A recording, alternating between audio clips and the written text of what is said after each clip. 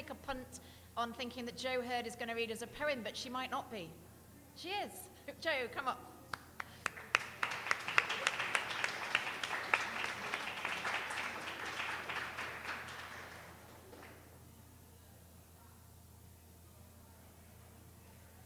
Thank you. Hello, everybody. It's a couple of poems, actually, and they're quite different. So I thought I might read my most depressing one first. I'm currently working on a new book idea, and it's a book of reflections on life and love and loss. And this particular chapter, including some of my poetry, this particular chapter, I'm reflecting on the loss of my late husband 22 years ago, who died of cancer. And I'd realised I'd not really personally reflected on all of that.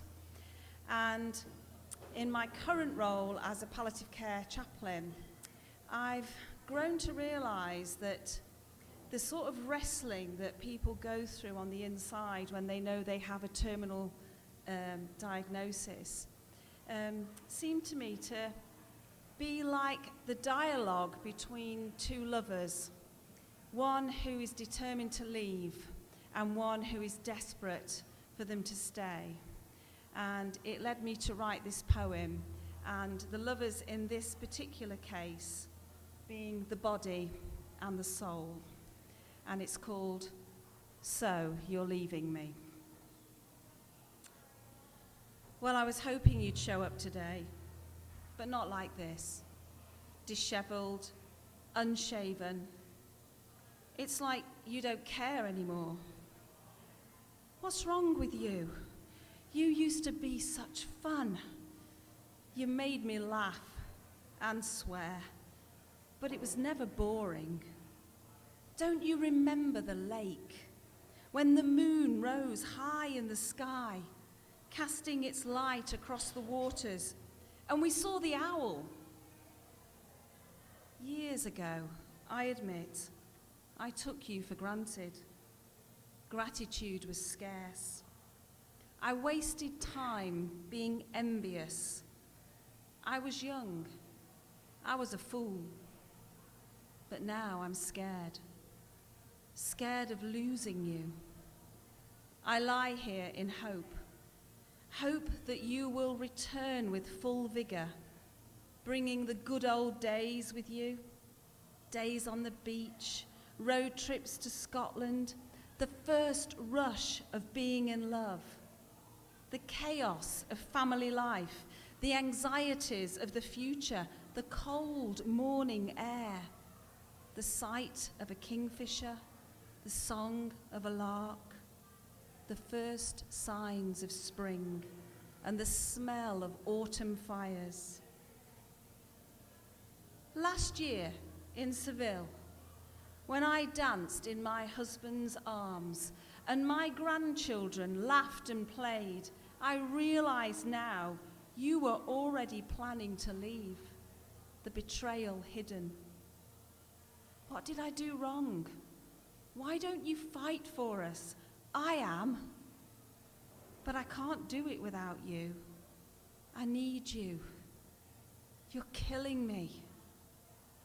And now, you choose to leave so slowly, so painfully, lingering, forcing me out like air from a balloon, revealing the ugliness of my shell, squeezing every last bit of dignity, and yet still I hope you will change your mind.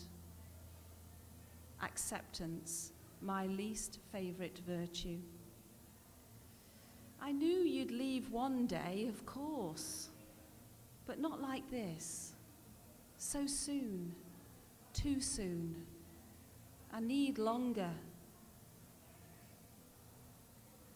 The morning light flickers.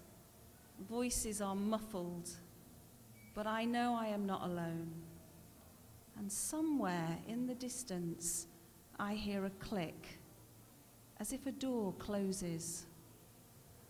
And I know we are done.